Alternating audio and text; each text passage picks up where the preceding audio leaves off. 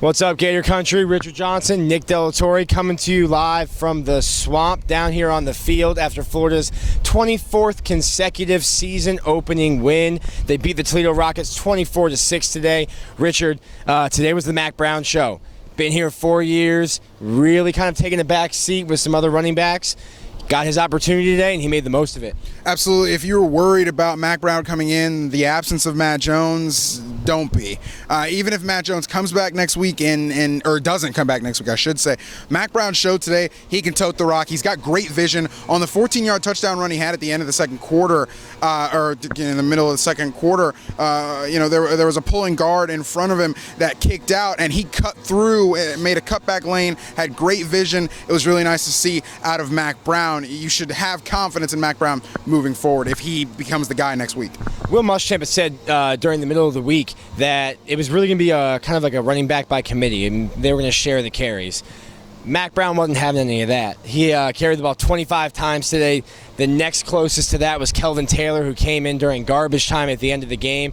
And Muschamp told us after the game that that's something that Mack Brown's play really dictated. He earned those carries, that the plan coming in was to share the ball, but that Mack Brown earned those carries. Yeah, I mean, Brown's a guy, he got 97 yards in the first half alone. You know, Valdez Showers came and had that pretty long run on outside on the left side, so you saw that scat back ability. But Mack Brown is the type of back that's going to tote the rock in between the tackles. We saw that. We weren't sure of that coming in, but we saw he is the guy that the coaches really have been telling us about. And I understand it's against Toledo, but, you know, it's worth something. Right. And unselfish guy. Scored, like we said, 114 rushing yards, 2 touchdowns today. Asked him what his favorite moment was. He said getting a cut block, so getting a job could score a touchdown today. Tells you a little bit about his character. Moving on, near on Ball today, someone that really stood out to you. Talk to me and talk to them a little bit about what stood out for Ball and how he's acclimating to his new position. Look, he's an outside linebacker by trade, inside linebacker now this year by position, and you saw, Florida has, in essence, 2 linebackers when they run their nickel set, 2 conventional linebackers at that position, at that depth behind the defensive line.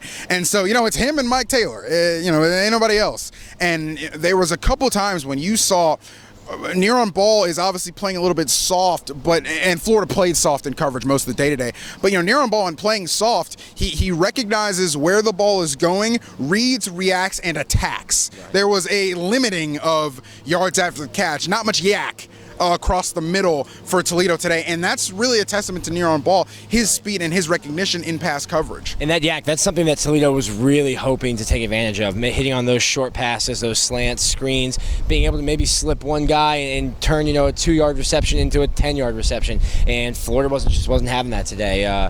Near on Ball, the entire linebacking crew did a good job today, and they're going to get a boost next week, getting Antonio Morrison back from Miami.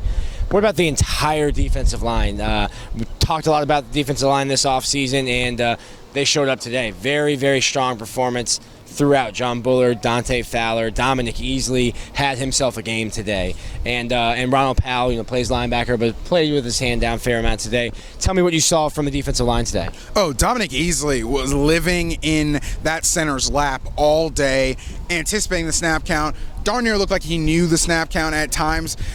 If Florida has the ability to get 2 quarterbacks with 4 and drop 7 in coverage, it is going to be trouble for other teams. I understand it's Toledo, but if Florida is able to get consistent pressure... Well, you say you understand it's Toledo, but Toledo had 4 or 5 of those offensive linemen were returners.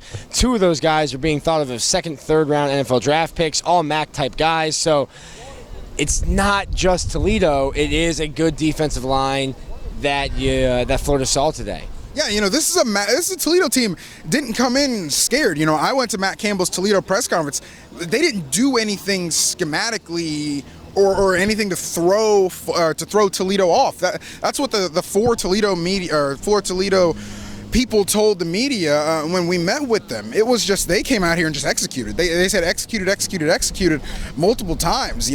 Florida executed their game plan and it threw Toledo off. They were more physical and they were just better. Right. Okay, we're moving on now to a freshman, Vernon Hargreaves. Played early, played often, played well, came up with a pick today. What did you see from Hargreaves? Were you surprised that he played so early? We knew he was going to play today, but he got in there pretty quickly. Yeah, I wasn't sure they were going to throw him out there this early. I didn't know they were going to really throw him to the wolves, I guess. But, a guy like Lucius Purifoy sits out this game, and so obviously, you kind of have to use Hargreaves, and he played like he belonged. I mean, you didn't. There was no drop off. I didn't see any blown coverages or anything of that nature. He looked like he had been in the system. He just looks like a college corner out there. He's not a freshman.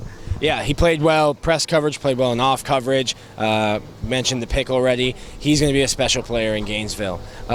Closing out with Jeff Driscoll. The passing numbers were all right. Driscoll was 17 of 22, completed his first 7 consecutive passes, threw for 153 yards, 1 touchdown. He was sacked twice, fumbled both times he was sacked. You saw a little bit more as far as going through progressions, but still not to the level that we need to see it. Yeah, they're not going to go downfield. They're not going to take shots downfield. I know people are clamoring for that, step on the throat when they're up 24-6 and that kind of stuff. They didn't do it, for whatever reason, whether they don't want to do it, whether they don't want to show Miami anything, or whether they just don't have the horses to do that. Florida did what they needed to do to win, and that was to have Jeff Driscoll take care of the ball, at least in the passing phase of the game. Fumbles are fumbles. But in the passing phase of the game, it didn't do anything stupid, didn't throw the ball to the other team today. He did what he had to do to take care of the ball and manage the game. He's still a game manager. It is to be seen if he takes the leap from game manager to playmaker. Florida was a little bit vanilla on offense, and I think you will see. But is it vanilla, Nick, or is it what they are?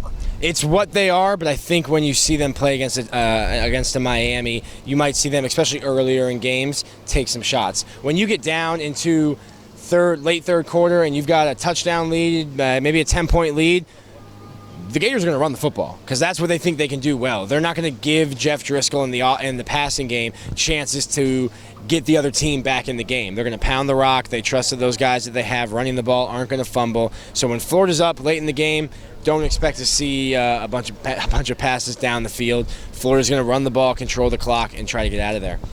We will have plenty of coverage today and into tomorrow about Toledo before we turn our attention to Miami next week. Thanks for tuning in to GCTV. Make sure to check out GatorCountry.com and our brand new Gator Country magazine just hit stores, shelves. Check it out. We put a lot of hard work into it to give you the most comprehensive coverage for the Florida Gators.